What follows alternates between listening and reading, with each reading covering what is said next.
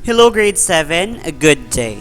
Last quarter in arts, you learned about the arts and crafts of lowlands and highlands Luzon. For this quarter, we're going to focus on Unit 2, Arts and Crafts of Mimaropa and the Visayas region.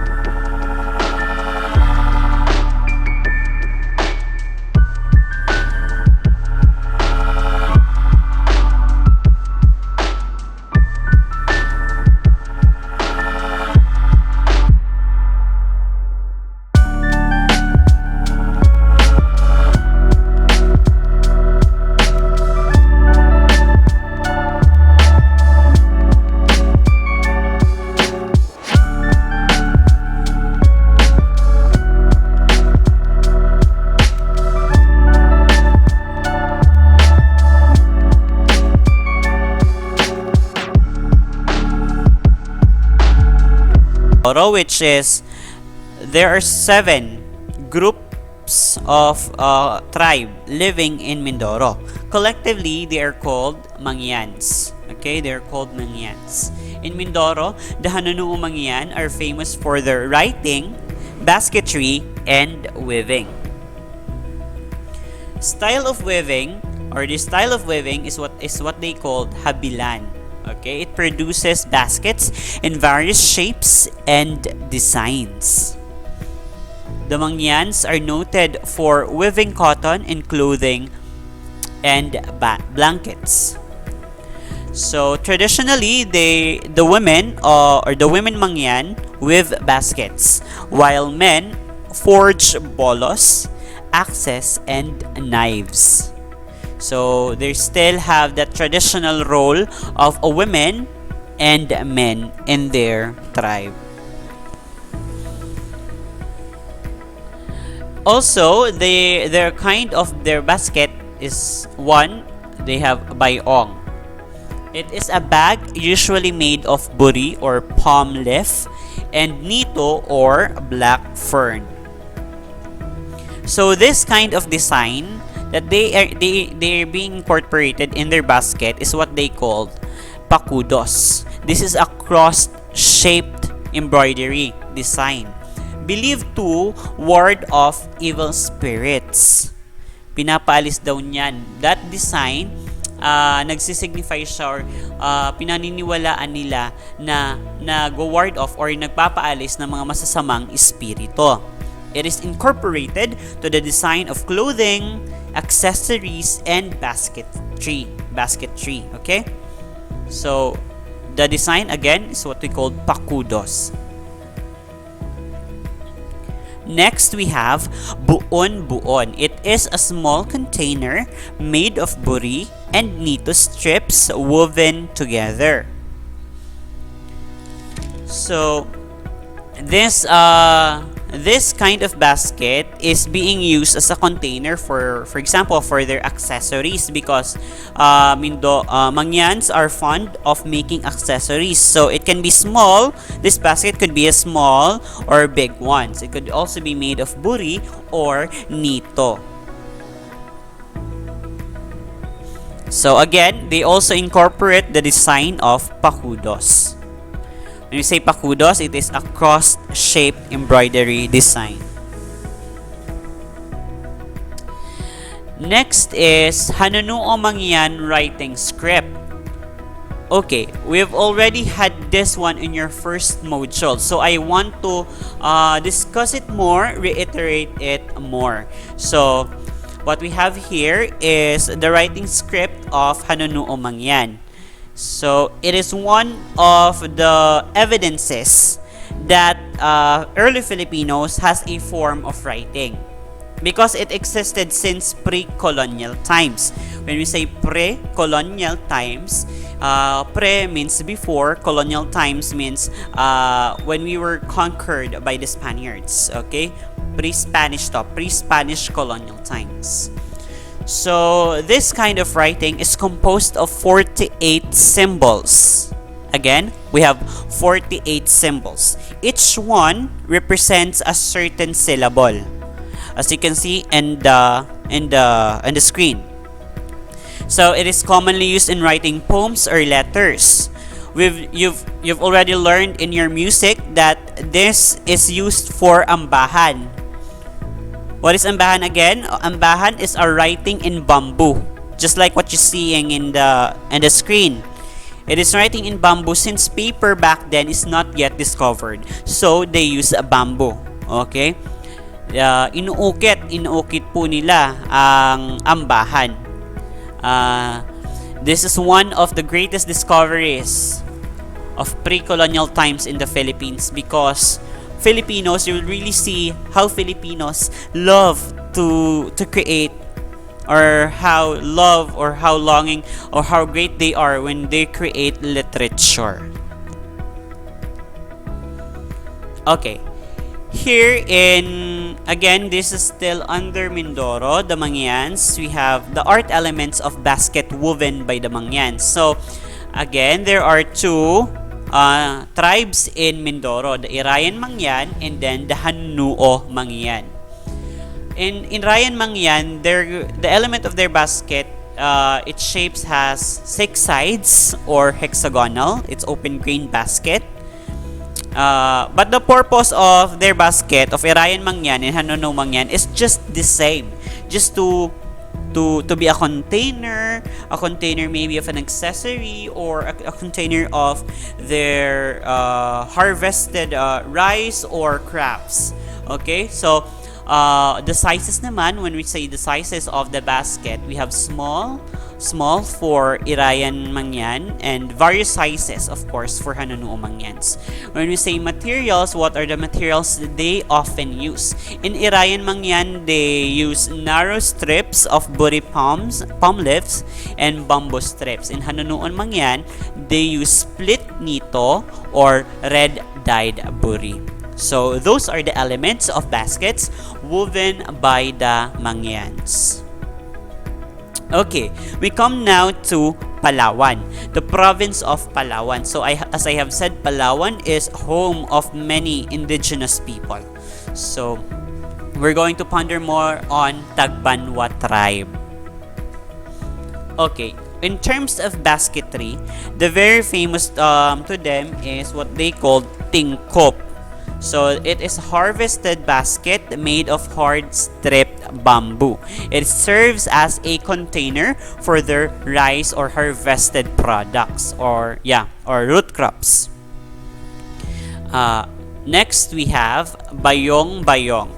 So it is a soft rice basket with a square bases and round tops. So when you say bases, ito yung parang this is the base, or the parang yung the base part, the base part, yung parang puwet ng basket. So it has a square basis for easy access. Okay, para mas easy siyang mapatayo kasi nilalagyan siya ng harvested rice. Okay, ng mga Tagbanwa people or Tagbanwa tribe. Okay. Next one, we have, still under in Palawan, arts and craft, we have the manunggol jar. Okay? Another craft is a manunggol jar. So, during pre-colonial times, there has been evidences we Filipinos already making arts and crafts as part of our tradition. So in 1960s, this manunggol jar is discovered in Tabon Cave in Palawan, that believed to be the first civilization in the Philippines. So it is an ancient burial jar dated back to Neolithic period. When we say Neolithic, this is a period wherein people use different tools in their daily living, such as baskets, axes, to support them in their daily life. So as you can see, it is made of clay with two seated figures in a boat at the top of cover. So there are two people seated. The first figure with his arms crossed symbolizes the deceased person. So since this is a burial jar, eto daw na unang picture, unang figure ay ang namatay. Okay? Ito yung taong namatay. Hinahatid ang kaluluwa mo sa kabilang buhay. Okay? Because this signifies, manunggol jar signifies the life after death. Okay? So for the second figure, it is holding paddle. As you can see, it's holding a paddle. It signifies the boatman that takes the soul of the person seated next to him to the second life. Hinahatid ang kaluluwa ng namatay. Okay? Hinahatid. So, and then the next one is the wavelength part of the manunggol jar represent the body of water where they are traveling. So, parang ito na yung tubig kung saan sila nagta-travel papuntang afterlife. So the discovery of this manunggol jar is one of the greatest discoveries. If not, it's the greatest discovery in the Philippines that gives evidence to the country's pre-colonial culture. This proves na bago pa pumunta dito ang mga Spaniards, ay may sariling kultura, may sariling paraan ng paglilibing or ng paniniwala sa death after life ang mga ancient Filipinos. Okay, let's come now to the wood carvings of Palawan. One of also the famous wood carved in Palawan is the ukir. Their popular geometric motif, which is called ukir, is made by incision. So, most commonly, this ukir can be seen at the edges of the houses, okay, in Luzon. Nakikita siya sa side na isa siyang design na pampaganda sa labas ng bahay ng mga Filipino noon. The colors they use are variations of green and yellow. They're not fond of contrasting colors. So, green and yellow lang. Also, to add up, the wood carving of Palawan, they also make animal wood carving because this is for their good luck. Next, we have Marinduque. So here in Marinduque, we're going to discuss the Moriones Festival, the famous Moriones Festival. In Moriones Festival, they use Moriones mask. So what's happening in the Moriones Festival? Moriones Festival is a folk religious event held annually during Holy Week. Okay? Holy Week in Marinduque, Philippines. So the word Morion refers to the visor of the helmet that is associated with the armor of Roman soldiers. The word Moriones naman, it refers to the local inhabitants who dress up in costumes and masks of the Roman soldiers during biblical times. So this Moriones festival is a reenactment of the search for Longitus. Longitus is a Roman centurion or Roman soldier who pierced the side of the crucified Christ. Tinusok niya yung tagiliran ni Kristo. In the Bible, Longitus was blind in one eye. Sa Bible kasi the story is bulag yung isa niyang mata. Okay? But nung in-spurt niya or nung sinaksak niya si Jesus sa tagiliran, the blood of Christ reached his eye and fully restored his sight. Nagkaroon siya ulit ng paningin. Na-regain niya yung pagkakaroon ng paningin nung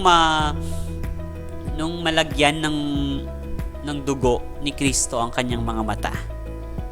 Okay? So, that point, he decided to be converted to Christianity, to believe in Christ. Okay? But he was scorned by his fellow centurions who ended up murdering him. So, pinatay siya dahil sumanib siya sa Christianity. Okay. Next one, we have Romblon. What are the arts and crafts of Romblon? When we say Romblon, they are famous for marble making, okay? When we say marble making or marble country, marble city, it only pertains to Romblon because it has a rich deposits of marble. So this marble is used as material for production of jars, ashtrays, mortar and pestles, and other souvenirs. Carving out from a marble stone is the main source of living in Romblon. So the marble capital of the Philippines is Romblon. Okay, let's come now to the arts and crafts of Visayas region. Okay. Here, as you can see, Visayas is the one of the largest islands, the major islands in the Philippines. And also, take note that Visayas is the land where Magellan landed, right? So, before Magellan came into the Philippines, there are already arts and crafts produced by the native Filipinos, such as accessories made of gold. Okay? So, let's dig in with the Visayas. So here we have Cebu. Cebu is one of the oldest cities in the Philippines. It's the Queen City of the South. It is home to many skilled craftsmen.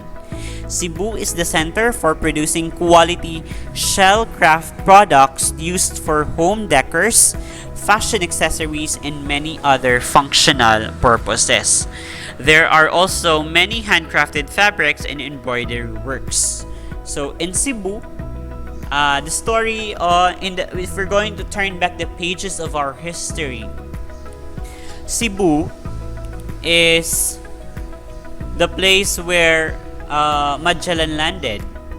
And according to Pigafetta, the chronicler of Magellan, Cebu has a very, very beautiful arts and crafts because they are the home of the many skilled craftsmen back then and up until today. Cebu is famous for their wood carvings. They're excellent wood carvers in Cebu that carved religious icons, small sculptures, and household utensils. On the other column, we have the handcrafted guitars. Okay? Very famous sila dito sa paggawa ng mga gitara. One of the best in the Philippines. Kaya nga pag bibili kayo ng gitara, the choice is always on Cebu. Next, we have their famous furniture maker is Kenneth Cobonpro. It makes Cebu furniture famous. Some of his works were featured in Hollywood films. He also won international awards. So that's the pride of Cebu. We come now to the Queen of Weaving. The Queen City of Weaving is none other than Iloilo. Okay? Iloilo. This is where our current Miss Universe Philippines situated in Iloilo. So during the 18th and 19th centuries, Iloilo was referred to as the textile capital of the Philippines because they have very good designs, clothing, and accessories. So what they're using, a kind of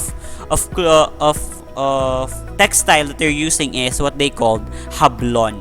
Okay, this one, hablon, which is made of cotton, silk, pinya, and abaca fibers that are popular here in abroad. So when you say Panay Islands, Queen of Weaving. Okay, I just want to explain our activity, your activity in activity 6, the paper weaving. So you're going to make a weaving out of papers. I've already provided the video in our learning management system or Moodle, and I also provided you step-by-step procedure in your printed module. So I hope you follow well. You can also use two or more colors of paper. What you're going to use is pieces of art paper or any kind of papers will do. Basta kung gusto nyo may kulay, then go for it. Pair of scissors, ruler, pencil, razor blade or cutter, glue, and Oslo paper.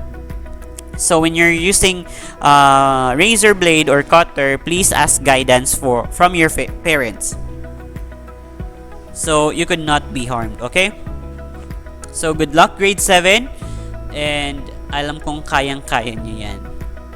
So good day and God bless you. Thank you very much. If you have any question, you can message me on my messenger account or email me at sirjonal.slmsb@gmail.com. So thank you very much and God bless you.